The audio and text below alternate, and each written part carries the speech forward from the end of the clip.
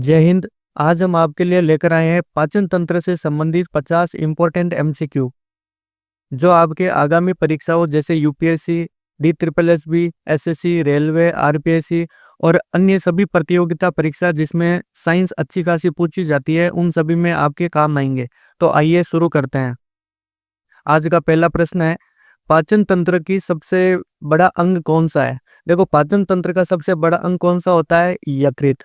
Okay, liver एकदम सही हो जाएगा। प्रश्न संख्या 2, आमाशय में कौन सा अम्ल पाया जाता है? देखो, आमाशय के अंदर कौन सा अम्ल पाया जाएगा?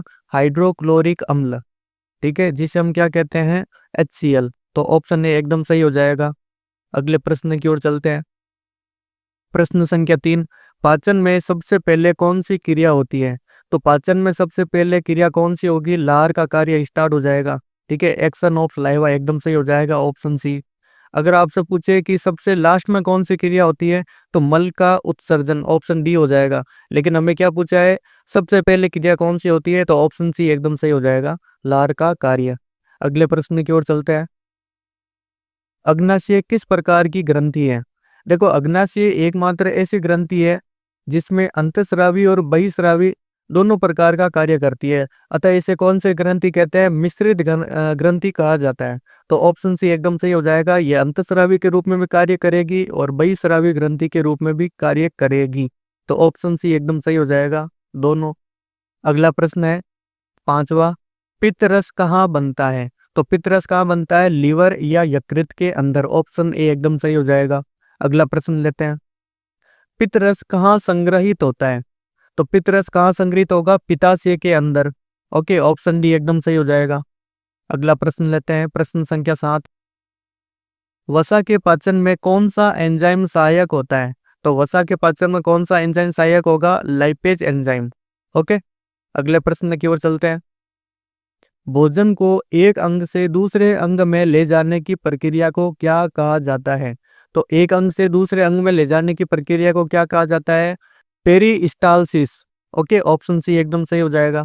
अगला प्रश्न लेते हैं, प्रोटीन का पाचन कहाँ शुरू होता है? तो प्रोटीन का पाचन सबसे पहले कहाँ शुरू हो जाएगा? आमाशय के अंदर, ऑप्शन बी एकदम सही हो जाएगा। अगले प्रश्न की ओर चलते हैं।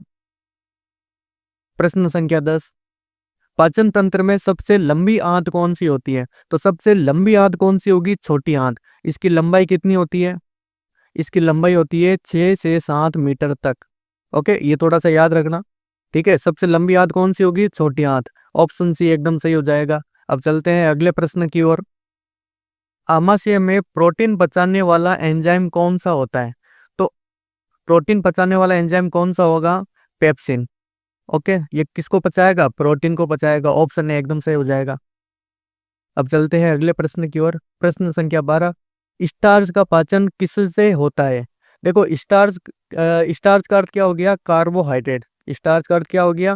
कार्बोहाइड्रेट। तो कार्बोहाइड्रेट का पाचन कौन करेगा? Option C, ptyalin. ठीक है, और ये टाइलिन कहाँ स्थित होता है? ये लार के अंदर उपस्थित होता है। तो ऑप्शन सी एकदम सही हो जाएगा। अगले प्रश्न की ओर चलते हैं। प्रश्न संख्या 13, पाचन प्रक्रिया का अंतिम उत्पाद क्या होता है? तो अंतिम उत्पाद क्या होगा? ग्लूकोज। ठीक है, और अगर आपसे पूछे ग्लूकोज संग्रहित कहाँ होता है, ये इकट्ठा कहाँ रहता है? तो ये इकट्ठा रहेगा यकृत के अंदर। ऑप्शन ए एकदम सही हो जाएगा। अंतिम उत्पाद क्या होगा? ग्लूकोज। अगला प्रश्न लेते हैं, भोजन से उत्पन्न ग्लूकोज कहाँ संग्रहित होता है?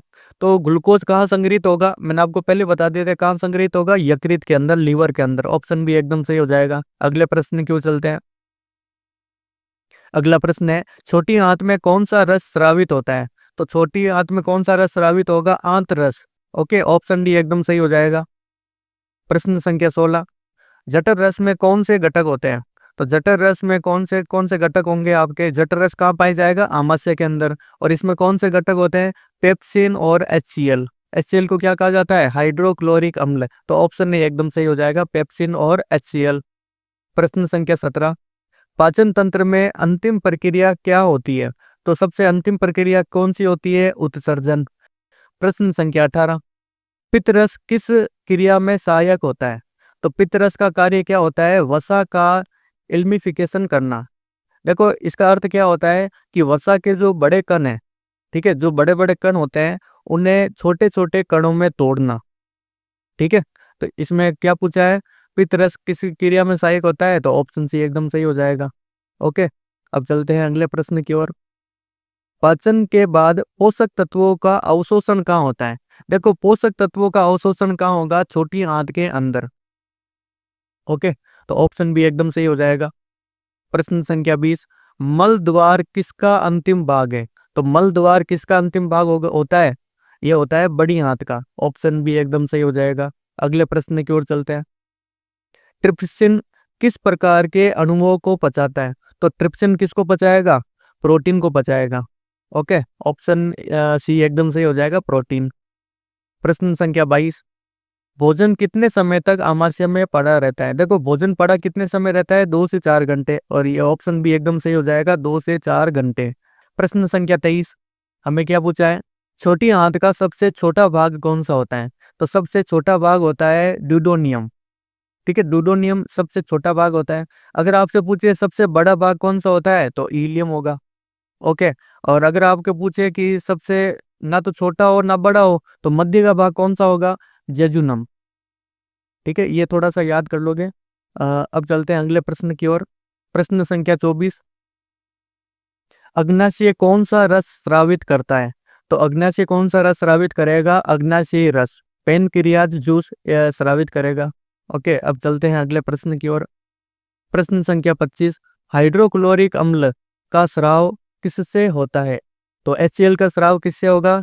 पेरिटियल कोशिकाओं से होगा। तो ऑप्शन डी एकदम सही हो जाएगा, पेरिटियल कोशिकाएं। अगला प्रश्न लेते हैं।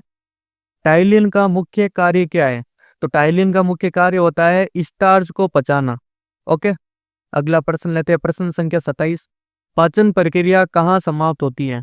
तो पाचन प्रक्रिया समाप्त होगी छोटी आंत के अंदर। ओके, अगला प्रश्न 28वां, वसा के पाचन में सहायक एंजाइम कौन सा होता है? तो सहायक एंजाइम कौन सा होगा? Lipase enzyme. ऑप्शन डी एकदम सही हो जाएगा। ये किसका पाचन करेगा? वसा का पाचन करेगा। अगला प्रश्न लेते हैं। प्रश्न संख्या 29, पाचन तंत्र में सबसे बड़ी ग्रंथि कौन सी है? तो सबसे बड़ी ग्रंथि कौन सी होती है? यकृत, जिसे क्या कहा जाता है? लीवर। ऑप्शन ए एकदम सही हो जाएगा। अगला प्रश्न है, भोजन निगलने में कौन सहायक है? तो भोजन निगलने में सहायक होता है जीवा। ओके, ये क्या करता है? ये भोजन को अंदर की ओर धकेलने का कार्य करेगा। ऑप्शन ए एकदम सही हो जाएगा, जीवा। अगला प्रश्न लेते हैं। मल द्वार कहाँ स्थित होता है? तो मल द्वार स्थित होता है बड़ी आंत के अंत के अंदर। ऑप्शन बी एकदम सही हो जाएगा, बड़ी आंत के अंत में। अगला प्रश्न है, गैस्ट्रिक रस कहाँ पाया जाता है? देखो, गैस्ट्रिक रस कहाँ पाया जाएगा? हाइड्रोक्लोरिक अम्ल या HCl के अंदर पाया जाता है। तो ऑप्शन सी एकदम सही हो जाएगा। प्रश्न संख्या 33, अम्लीय वातावरण में कौन सा एंजाइम कार्य करता है? तो अम्लीय वातावरण में कौन सा एंजाइम कार्य करेगा? पेप्सिन कार्य करेगा। ये कहाँ उपस्थित होता है? ये उपस्थित होता है आमाशय के अंदर। ठीक है, और ये आमाशय में एक अम्ल और पाया जाता है ना? वो कौन सा अम्ल होता है? HCl। ठीक है, तो आमाशय के अंदर कौन से आपको मिलेंगे? आपको एक तो HCl मिलेगा और एक क्या मिलेगा? पेप्सिन मिलेगा। अगले प्रश्न की ओर चलते हैं। प्रश्न संख्या 34, पाचन से प्राप्त ग्लूकोज कहाँ संग्रहित होता है? देखो, ग्लूकोज संग्रहित कहाँ होगा? लीवर के अंदर। ऑप्शन बी एकदम सही हो जाएगा, यकृत। अगला प्रश्न है, कौन सा अंग पाचन तंत्र का हिस्सा नहीं है? तो पाचन तंत्र का हिस्सा कौन कौन है? पहले ये देख लेते हैं। यकृत, यकृत भी है, अग्नाशय भी है और आंत भी है। तो ऑप्शन बी, फेफड़े, लंग्स इसके भाग नहीं होते हैं पाचन तंत्र के। तो ऑप्शन बी हो जाएगा एकदम सही। अगला प्रश्न लेते हैं। प्रश्न संख्या 36, अग्नाशय कहाँ स्थित होता है? तो अग्नाशय स्थित कहाँ होगा? आमाशय के पीछे, बिहाइंड स्टोमच। ओके, ये कहाँ स्थित होता है? आमाशय के पीछे स्थित होता है। तो ऑप्शन सी एकदम सही हो जाएगा। अगला प्रश्न है, कौन सा पदार्थ पाचन में भाग नहीं लेता? तो पाचन क्रिया में भाग कौन नहीं लेगा? ऑक्सीजन भाग नहीं लेती है। ऑप्शन डी एकदम सही हो जाएगा। अगला प्रश्न लेते हैं। छोटी आंत में कौन सा रस स्रावित होता है? तो छोटी आंत में रस कौन सा स्रावित होगा? आंत्र रस। ठीक है, ऑप्शन डी एकदम सही हो जाएगा। अगला प्रश्न है, पेप्सिन किसे पचाता है? तो पेप्सिन किसे पचाएगा? प्रोटीन को। ये स्थित होता है आमाशय के अंदर। प्रश्न संख्या 40, जठर रस में मुख्य रूप से क्या पाया जाता है? तो जठर रस कहाँ पाया जाता है? ये आमाशय के अंदर पाया जाता है। और आमाशय के अंदर क्या पाया जाएगा, एक तो HCl मिलेगा और एक पेप्सिन मिलेगा। और ये पेप्सिन किसका पाचन करता है, प्रोटीन का पाचन करता है। और ये दोनों कहाँ स्थित होते हैं, आमाशय के अंदर। ऑप्शन ए एकदम सही हो जाएगा, HCl और पेप्सिन। अगला प्रश्न है, ट्रिप्सिन का निर्माण कहाँ होता है। तो ट्रिप्सिन का निर्माण कहाँ होगा, अग्नाशय के अंदर। ये प्रोटीन को पचाता है। अगला प्रश्न है, दूध के पाचन में सहायक एंजाइम कौन सा है। तो दूध के पाचन में सहायक एंजाइम कौन सा हो जाएगा, रेनिन। ऑप्शन सी एकदम सही हो जाएगा। अगला प्रश्न है, पाचन प्रक्रिया में कितने मुख्य चरण होते हैं। तो टोटल कितने चरण होते हैं, 5। अगला प्रश्न लेते हैं, प्रश्न संख्या 44। पाचन तंत्र में कचरे को बाहर निकालने वाला अंग कौन सा है। देखो कचरे का अर्थ क्या होता है, यहाँ पर कचरे का अर्थ है अपशिष्ट पदार्थों को बाहर निकालने वाला अंग। ठीक है, तो ये अपशिष्ट पदार्थों को बाहर निकालने वाला अंग कौन सा होगा, मल द्वार या एनस। ऑप्शन डी एकदम सही हो जाएगा। अगला प्रश्न लेते हैं, प्रश्न संख्या 45। अम्लीय माध्यम में कौन सा एंजाइम कार्य करता है। देखो अम्लीय माध्यम का अर्थ क्या हुआ, यहाँ पर कौन सा अम्ल अम्ल होता है, यहाँ पर होगा HCl। और अम्लीय माध्यम में कौन सा एंजाइम कार्य करेगा, पेप्सिन। ऑप्शन बी एकदम सही हो जाएगा, पेप्सिन। अगला प्रश्न लेते हैं, कौन सी ग्रंथि लार उत्पन्न करती है। तो लार उत्पन्न कौन करती है, लार ग्रंथि। ऑप्शन सी एकदम सही हो जाएगा। अगला प्रश्न लेते हैं, पोषक तत्वों का अवशोषण कहाँ होता है। तो पोषक तत्वों का अवशोषण कहाँ होगा, छोटी आंत के अंदर। ऑप्शन डी एकदम सही हो जाएगा। अगला प्रश्न लेते हैं, भोजन को चबाने में कौन सहायता करता है। तो भोजन को चबाने में कौन सहायता करेगा, दांत। ऑप्शन बी एकदम सही हो जाएगा।